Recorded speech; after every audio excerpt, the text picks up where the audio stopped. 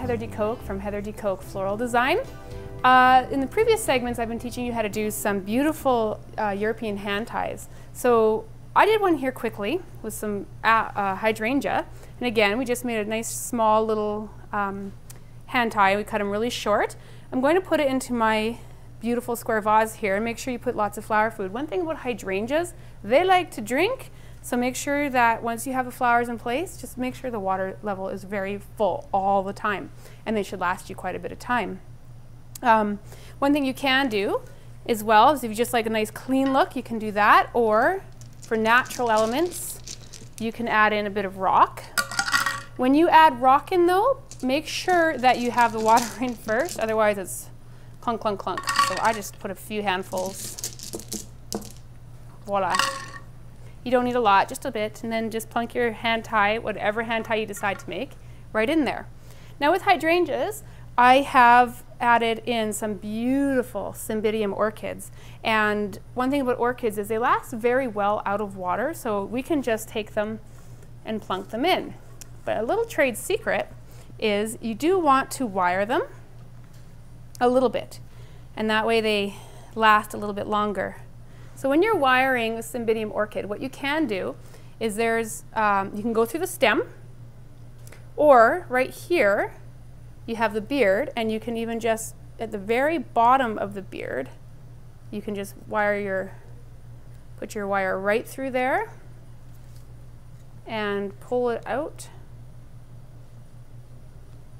and sort of down, and you can weave it between these little petals here. And again, that'll just help it so it really won't come apart, especially for weddings and things like that. Because we would be very sad if anything fell apart at a wedding. That never makes the florists or the brides happy. So that's a little wiring technique. And we're just going to use our floral tape. Again, when you use floral tape, you want to tape it and pull at the same time. Pulling is what gives it that stickiness. And you don't need to go all the way down, just enough to seal that orchid off, and just trim it.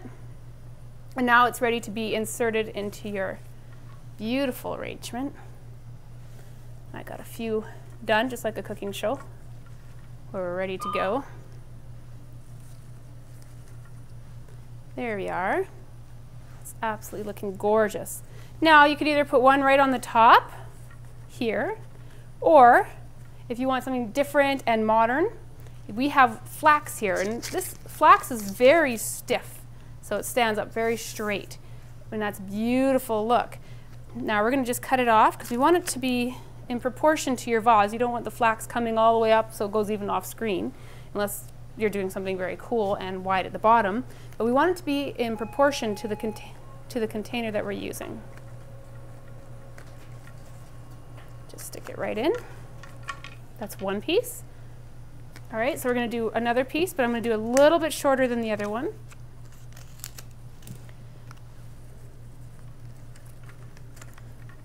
Always trying to look for new and inspiring techniques. So with the flax, what you can do is you can leave it like this if you like that long perpendicular look, parallel look, or just give it a little trim with your knife. All right, so you have a little hole here. You can take this piece, fold it, and you can just weave it right into the green here. Oops. There we go. So it's fun and different. Voila.